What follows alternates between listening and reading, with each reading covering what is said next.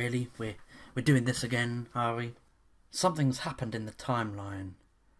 I need to travel back to the 90s and early 2000s. I need to do a quantum leap.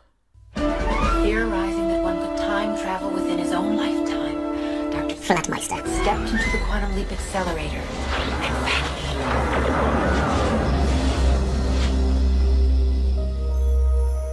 He awoke to find himself trapped in the past, facing mirror images that were not his own, and driven by an unknown force to change history for the better. His only guide on this journey is the flat pack. an observer from his own time, who appears in the form of a hologram that only Flatmeister can see and hear.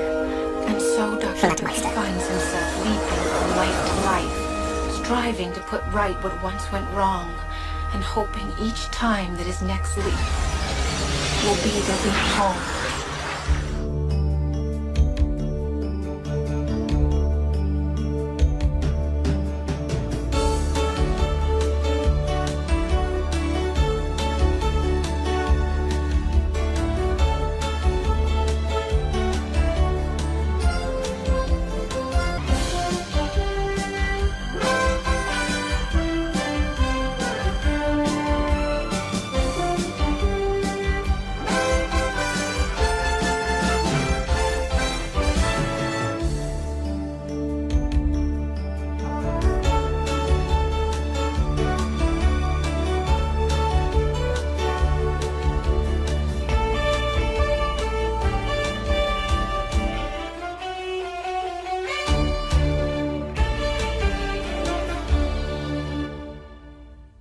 Back in time. I've got to stop Jack Thompson. He's made his return. God. Hello?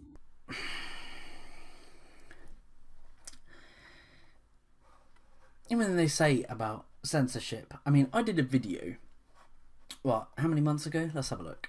I did a video on the 31st of October. It was about Wolfenstein 2, the new Colossus, getting censored in Germany. I hate censorship, by the way. I thought I should just clarify that. But that video made 521 views. Really surprised about that. And then this latest school shooting happened, and then you get all the reactionaries come out of the woodwork, as usual, and start trying to scapegoat, trying to blame it on things. The latest thing, of course, violence in video games and movies. Now, studies have been done time and time again, proving violent content does not make you violent. They try and mince words and say, oh, it's increased aggression. Jack Thompson's out. But do you know what? This is funny. This is Trump derangement syndrome. It's over 9,000. It's over 9,000. These SJW game journalists and these SJWs, they can't be seen being in agreement with Trump. Oh. Because of Trump first said something along the lines of, he was doing, I think it was like an interview or something. He said, we also need to talk about, there's violence in these movies and video games. It's, messing with the mind of the youth. But then, then journalists even tried to change his words and said, Trump wants to ban video games. He didn't say ban. He just said that he wants new new restrictions and legislations in place.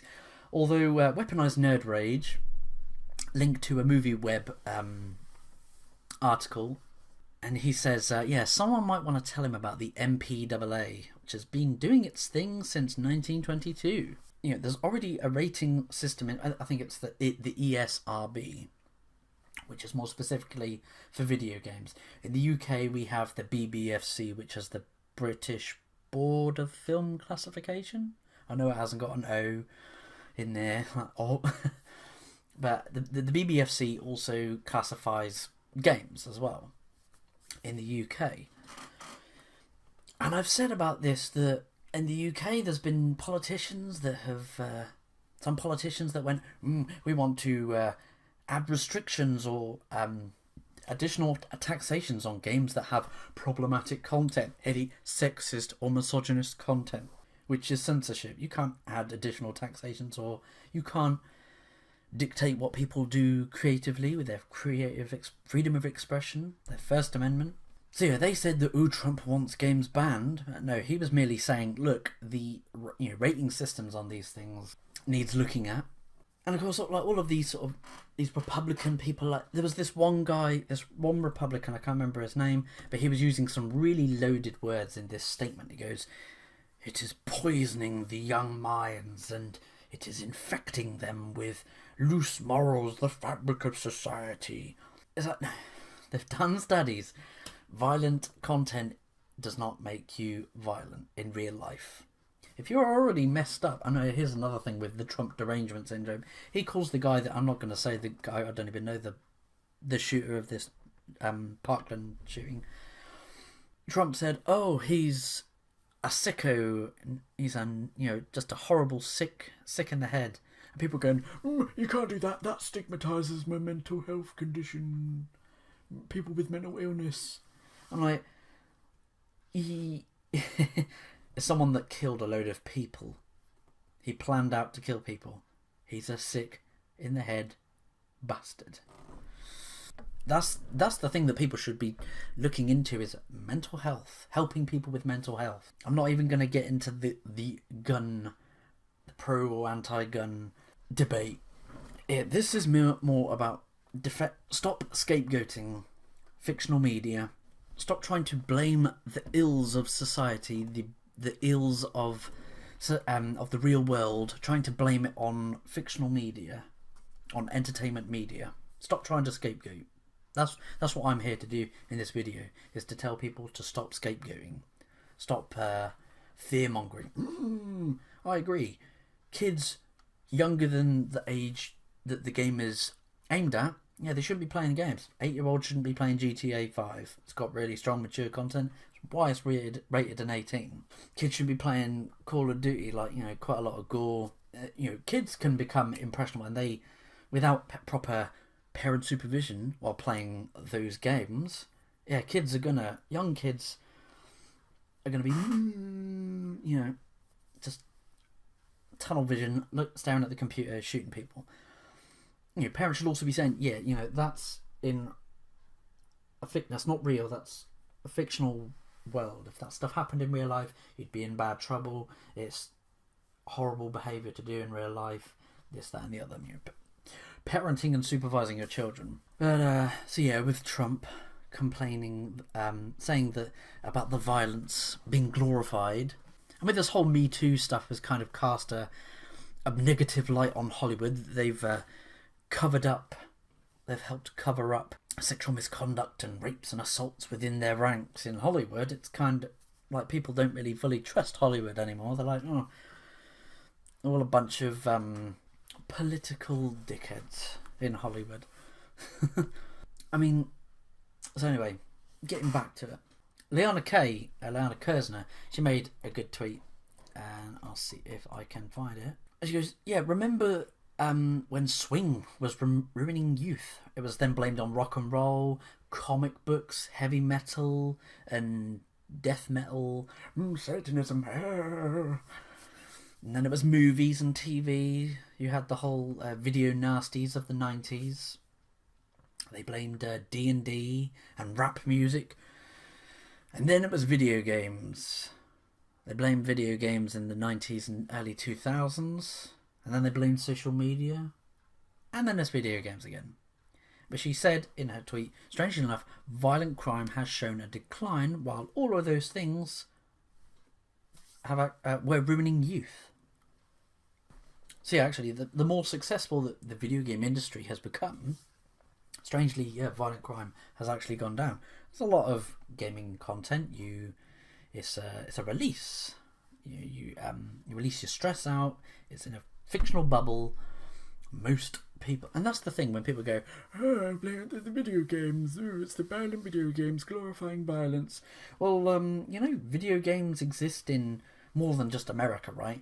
So how come in the UK we don't have any school shootings? We haven't had any mass school shootings. Sure, Someone could use a knife, or they could use a hammer, or a rolling pin. They could rent a car or a truck, run people over. They could do any of those things. Obviously, the main purpose of a gun is where it shoots. It's a firearm. It shoots bullets. You can use it for target practice, hunt, but its main purpose is to kill. But again, like, I'm not going to get into the gun debate. But it's so funny. The Trump derangement syndrome I was talking about. All of these game journalists that over the past 4 to 5 years over Gamergate, they were going, games make you violent and sexist and misogynist. And all of these journalists that should have been defending gamers are writing, gamers are dead, they don't have to be your audience. Game journalists, Low Ping, Gaming and Pandas, he says, remember when game journalists said that private groups pressuring stores to have GTA 5 removed from store shelves for being too violent was not censorship, because that happened in Australia, in an Australian Target, I believe it was. Feminists saw and they successfully got GTA 5 removed from store shelves in Target. And he also says, remember when game journalists were trying to pressure Steam into removing hatred from their store because it was too violent? As you don't know what hatred was, it was like a black and white isometric, sort of top-down isometric twin stick shooter in which you play this long-haired grungy guy in a black trench coat, and you're just executing civilians. You're going on a mass shooting. And they went, oh no! It got pulled from Steam, and then people went, well, what about GTA 5? What about The Witcher 3? That's got quite a lot of violence. You got to have you can't have double standards here, Steam. And then Gabe Newell came in and went, okay, we're going to keep it in. Apparently it wasn't it was nothing that great about the game, but the fact it should be able to exist. So yeah, again, game journalists didn't defend. Game developers, all gamers, the people that enjoyed the games as well, the people that brought them. But Bunty King said, yeah, hatred ended up being shit. The only reason I heard of it was because the game journalists crying about it. I remember that was like a couple of years ago. That was 2015. But it was just so funny. And the most hypocritical of them all is, of course, Polygon. They make me laugh, Polygon. Mumbot here, she fat, and kudos to whoever archived all of these Polygon articles. I salute you, sir or madam, for doing this. She says, disagreeing sometimes is not a problem if the person you disagree with is consistent. These journalists attacked games when they thought that doing so would win them social accolade. The only reason they're defending games now is because Trump attacked games. It's hypocrisy. And she's quote tweeted Chet Falasek. The name rings a bell, but I can't think who it is. And he says, it is bizarre watching some of the Gamergate group trying to hate on journalists defending games. Everyone should know it is okay to agree with people some of the time and disagree other times. This idea that it is 100% all or nothing on everyone is a new and crappy concept. And here we go, and I present you these archived Polygon articles. Start from the bottom right here, saying this was... Oh, it even goes back in the years as well. This is interesting. Alright, okay. So, December 10th, 2012, Polygon goes, Study links time spent playing violent video games with aggressive behaviour. Was written... I can't even read the fucking person that wrote that. And there's like the first paragraph of each article as well. A single cigarette won't cause lung cancer, but smoking over weeks or months or years greatly increases the risk. It's in the same way, repeated exposure to violent video games may have a cumulative effect on aggression. Thing is, though, you're conflating aggression with violence. Aggression it's not necessarily a toxic masculinity. It's not. Aggression isn't a masculine trait. It's a human trait. Men and women can be aggressive. But again, aggression is not necessarily a violent thing. It's not a violent emotion. Competitive comes in with aggression. Which reminds me, I can't remember the specific study that it was. They found out, they did a study they split people up. They split people up to play. They played violent competitive games and non-violent competitive games, and they also played violent non-competitive games and non-violent non-competitive games. Guess what the results came up with? Predominantly showed that there was increased aggression in the competitiveness, regardless of whether it was violence or non-violent video games. It was the competitive nature that actually increases aggression. I mean, take a look at the athletes, like competitive team playing sports, and the fans as well. Aggression, not necessarily violent. Sometimes it can get violent. Again, it's just the competitiveness is natural. Back to the Polygon hypocrisy. So that first one was December 10th, 2012. Next one was July 15th, 2013. Curing the country of gun violence requires research into video games too. Jane McGonigal, March 28th, 2013. Jane McGonigal on the good and bad of video game escapism. McGonigal cited studies showing that violent gameplay is okay and co-op violent gameplay can be great, but a competitive violent gameplay, especially against strangers, raises aggression, which was just what I was saying. She's trying to conflate the aggression, the violence, the content of the video game. No, it's the competitiveness that increases aggression. See what I mean? Where they're trying to conflate the violent content within the game has something to do. So that was March 28th, 2013. February 9th, 2014. How violent video games can impact teens' morality. Teenagers' abilities to develop empathy, trust, and concern for others are delayed by spending too much time playing violent video games, according to a study conducted in Canada and reported on by BBC News. Canada. We're moving closer to the Gamergate. When was that? November, wasn't it? No, it was August 2014.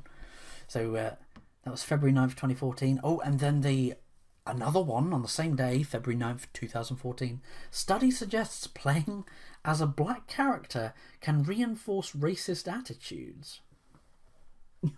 White players act more aggressively after playing a video game with a black avatar or character, says the study, led by a researcher at Ohio State University. But my representation, need more person of colour characters. Oh, here we go. We've caught up to Gamergate here now. So September 28th, 2016. Troops vs. Women challenges the history of gaming's sinister seductress. Again, I think I've probably spoken about this in the Flat Pack show, in Hangouts and things. I've said about troops exist, or storytelling archetypes, character archetypes exist for a reason, because they've been in storytelling for a millennia. They've been in mythologies, they exist for a reason. The sinister seductress is a go-to archetype. You've got the beautiful succubus type female character. Sexuality plays in with guile and... No need for talk. Let's do this. Seduction and betrayal and sneaking behind the knife behind the back. Games and stories whose female villains are explicitly sexualized are perpetuating false notions that women are inherently misleading and manipulative, and that female sexuality is something to be shamed, feared, and controlled, she explains. And obviously talking about Anita Sarkeesian's, because I think that's a quote from her Troops vs. Women, yep. It's funny though, she got something to be shamed, feared, and controlled. Well, it seems like feminists tend to do that, don't they? Yeah, feminists seem to control female sexuality, going after good girls. They've gone after, at car showrooms, gone after the booth babes there now. Oh, God, there's another one here. August 2015, American Psychological Association affirms link between violent games and aggression. June 24th, 2016, Guns, Games and Violence. The real questions you should be asking. Does playing a video game steeped in a cycle of kill by kill have an impact on players? Almost certainly. Arguing that an overwhelmingly violent game doesn't impact users is akin to arguing that any game with a singular drive or message can't inspire or evoke change. So we see Polygon is supposed to be a gaming website telling you about games. Should you buy this game? Should you buy that game? What's the story like? Or tell us about this new game that's coming out. Oh, tell us about this game. Well, why haven't you reviewed this game? Oh, it's because Daniel Vavra doesn't support your fucking views. Because he supports Gamergate. Yeah, check out my Kingdom Come Deliverance video if you don't know what I'm talking about. May 29th, 2017. Are video games harming your kids? This is by Colin Campbell. I have 3 school-aged children. In my view, they spend too much time on screens, most especially video games. I worry about my kids and video games, as do most parents I know. Well, how about you be a good parent then and fucking get your kids to go play outside in the back garden. Go play with their toys. Be creative. Or is it because you can't be asked to parent them because you're too busy writing your shitty articles? Yeah, Colin Campbell.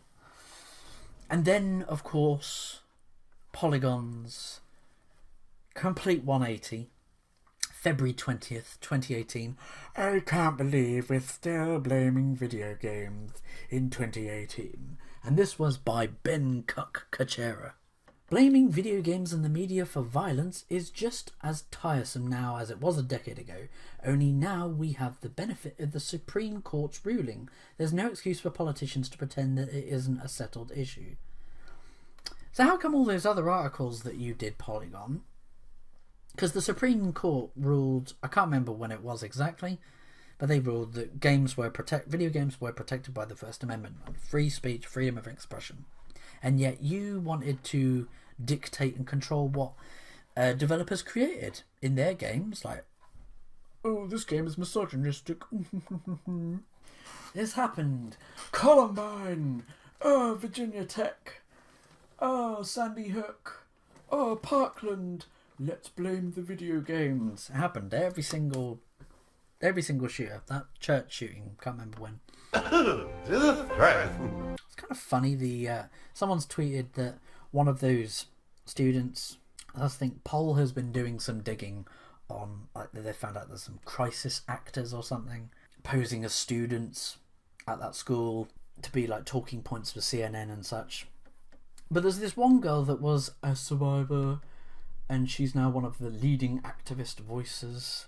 Just going, this is literally everyone who sits under the emo gazebo during lunch at my school. And she's screen capped a couple of these students of the emo clique. Douglas High has a place students called the emo gazebo. That's where all the kids that are considered weird or not accepted sit. Kids at the emo gazebo didn't even accept the shooter. He was just an outcast. He didn't have any friends. Oh, how very nice and progressive and tolerant of you to try and be friends with. Again, I'm not excusing what he did, but it's just so funny seeing them, like, they probably bullied him and pushed him to his heinous act. And again, there was like other things like mental health was there, mental health illness was there. But someone has, like, Stolen Eyes did, game journalist, you're defending games simply to oppose Trump. If he'd claimed they don't cause violence, you'd have undoubtedly cited the inflammatory rhetorical bullshit by Sarkeesian you've supported for years. You defend liars and frauds, and you're not needed. And it's funny, then Anita Sarkeesian went, she went, +1 this here, and she, like, quote tweeted Caroline Michelle, like one of the women that works at Feminist Frequency, and she went, you need to stop blaming violent video games for what people do. You can't blame real life violence on video game violence. You liar. If Hillary Clinton was voted president, if she was president and this shooting happened, and you know that Anita Sarkeesian would be tweeting going, we need to look into toxic masculinity and video games that fuel this misogynistic attitude towards women. Yeah, I wonder if they'd go, ooh, we need to look at what was the male to female ratio of the victims of the shooting, right? Or was it more women than men that were killed? Well, this is obviously an attack against women. And also notice they've not named a single name of the people that were unfortunately killed in that shooting. They have not named a single... I've not heard a single name of a person that was killed. Not named... They haven't named a single person. I don't think I've seen a single person name any of their names. I can understand maybe the family want to... They're grieving and they just simply don't want this to be on the carousel of journalists constantly, badgering them for interviews. They just want to grieve. But it's just so funny that they blame video games. And they're blaming Trump because he said something that they can't be seen agreeing with. Oh no. I mean, like here, like Dan Wolfgang said about SJWs are mad about Trump's comments regarding video games because they know that any regulation under his term will negatively impact their ability to use games to propagate leftist messages. And he quote tweeted, trans advocate. Donald Trump says he will do something to stop violent video games. Where are all the red pill bros that lost their shit over at FemFreak's critique of video games? Where's the anti-Trump Gamergate? And like I was saying, if Hillary was voted, if she was president, you know that Anita would, like I said, she'd be going, oh, we need to look into this misogynistic attitudes and such against women. And then Hillary Clinton would then start... I mean, well, she's had in the 90s and early 2000s, she's been anti-violent games. She's said some things about... She doesn't give a shit about the gaming industry. She's said negative things about the violent games as well. And so she would, if she was president, she would be, trying to probably do the exact same thing. Oh, we need to regulate violence against women in video games and fictional media, and we need to curtail sexist and misogynistic content in games. So yeah, that's why people don't trust the game journalists. They are not to be trusted. Anita Sarkeesian isn't defending games. It's only because she can't be seen, and all these SJWs can't be seen agreeing with Trump. Essentially, they can't. This is Trump derangement 101. They can't be seen agreeing with someone that they absolutely despise, and it's kind of hilarious. But yeah, don't trust these game journalists. Don't let them crawl back to protecting you, because they don't. And so Flatmeister had returned home in his final quantum leap. Alright guys, I've enjoyed that. It was a bit of a rant. Tell me what you think about this. You already know my thoughts on censorship. Apparently Trump is going to have a meeting with top video game executives in the industry.